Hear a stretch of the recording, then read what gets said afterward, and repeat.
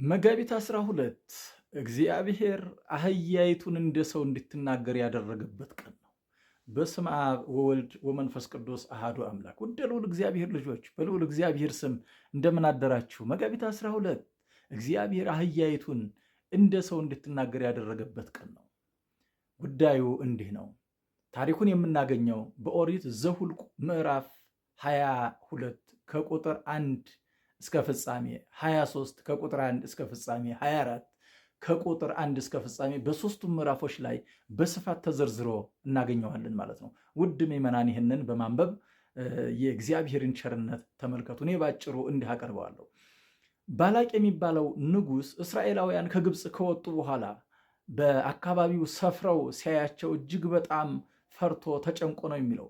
በሬ የለመለመውን ሳር እንደሚጨርስ ሁሉ የእስራኤላውያን ሕዝብ ሊጨርስኑ ነውና፣ ስለዚህ የሚረግመው የተረገመ የሚመርቀው የተመረቀ የሚሆንለት በለዓምን ሂዳችሁ ጥሩልኝ ብሎ መልእክተኞችን ወደ በለዓም ላከ ነው የሚለው።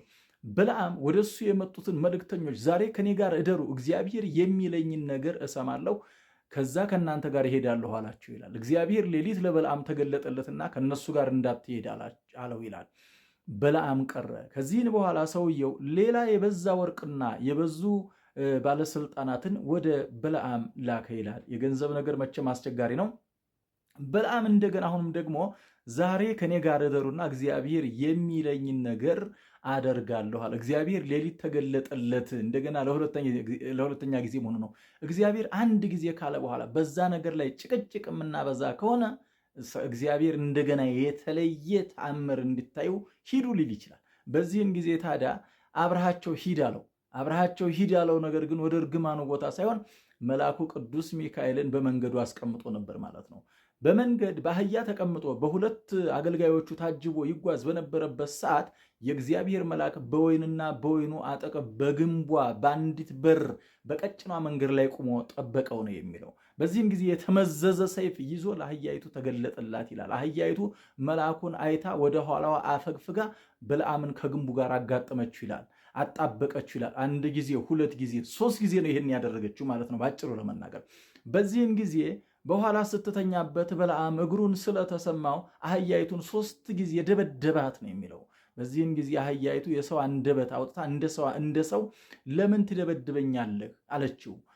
በለዓም ደግሞ ምን አለ? በእጀ ሰይፍ ቢኖር ኖሮ አንገትሽን በቆረጥኩሽ ነበር። ለምን እስከዛሬ ስታገለግለኝ እንዲህ አይነት ነገር እስከዛሬ ሳገለግልህ እንዲህ አይነት ነገር አይተህብኝ ታውቃለህ? እስከዛሬስ አግኝቼብሽ አላውቅም አላት ይላል። በዚህን ጊዜ እና ዛሬስ ምን አድርጌ ነው ስትለው ሂድ እያልኩሽ አልሄድ ስትይ ሲላት የእግዚአብሔር መልአክ በፊቴ የተመዘዘ ሰይፍ ይዞ ቆሞ እንዴት ብዬ ልሂድ አለችው። በዚህን ጊዜ አይኑን ሲያነሳ የእግዚአብሔር መልአክ ተገለጠለት። በለዓም እጅግ ደነገጠ ነው የሚለው። የእግዚአብሔር መልአክ አህያይቱ አይታ 3 ጊዜ ፈቀቅ ባትል ባትሸሽ ኖሮ በዚህ ሰይፍ መታው ባጠፋው ነበር አለው። አሁንም የእስራኤላውያንን ሕዝብ ለመርገም መሄድ የለብም፣ እኔ አንደበት ላይ የማደርገውን ነገር ትናገራለህ አለው። እሺ አለ፣ ሄደ። ንጉሱም ባየው ጊዜ ከሩቅ ከከተማ ውጭ ወጥቶ ተቀበለው ነው የሚለው። በዚህም ጊዜ ታዲያ በለዓም ተጠንቅቆ ማስጠንቀቂያውን ተቀብሎ እግዚአብሔር ያለኝን አደርጋለሁ አለ። የመጨረሻውን ልንገራችሁ፣ እስራኤል እግዚአብሔር የባረከውን መርገም አይቻልም አለ። እግዚአብሔር የባረከውን መርገም አይቻልም። እግዚአብሔር ባርኮታል። ውድ ወገኖቻችን አንድ ጊዜ በጥምቀት የእግዚአብሔር ልጆች ተብለናል። አሁን ምድረ ሟርተኛና ምድረ የሐሰተኛ ነቢያት ቢንጠባጠብ የሚያመጣው ነገር የለም። ምክንያቱስ እግዚአብሔር የባረከውን ሟርተኞች ምንም ጉዳይ አያመጡም። በዚህ በምዕራፍ 23 ቁጥር 23 ላይ ታዲያ ምን ይላል? በእስራኤላውያን ላይ ሟርት በያዕቆብም ላይ ጥንቆላ አይሰራም። ጠንቋዮች ብታርፉ ይሻላችኋል። በእስራኤላውያን ላይ ጥንቆላ አይሰራም። በእስራኤላውያን በያዕቆባውያንም ላይ ደግሞ ሟርት አይሰራም። በእግዚአብሔር ልጆች ላይ ጥንቆላ አይሰራም። በዚህን ጊዜ ታዲያ ሁለተኛም ሶስተኛም አደረገ፣ መረቃቸው ማለት ነው፣ ባረካቸው ማለት ነው። ስለዚህ ንጉሱ ባላቅ ምን ነው እርገምልኝ እያልኩህ ትባርካለህ አለው። እግዚአብሔር ካፌ ላይ እያደረገውን ነው የምናገረው ብያለሁ አለና የመጨረሻውን ነገር ግን እንዲህ አለ፣ ይሰርቅ ኮከብም ያዕቆብ ምዕራፍ 24 ዘኍልቍ ምዕራፍ 24 ቁጥር 17 ላይ ይሰርቅ ኮከብ እምያዕቆብ፣ ከያዕቆብ ኮከብ ይወጣል አለ። ከያዕቆብ ኮከብ ይወጣል።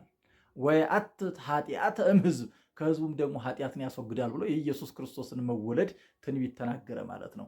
የልዑል እግዚአብሔር ቸርነት ከሁሉም ነገር ያድነን። የቅዱስ ሚካኤል ምልጃና ጸሎት ከኛ ጋር ይሁን። ወስብሐት ለእግዚአብሔር ወለወላዲቱ ድንግል ወለመስቀሉ ክቡር። ይቆየን። የልዑል እግዚአብሔር ቸርነት ከሁላችንም ጋር ይሁን።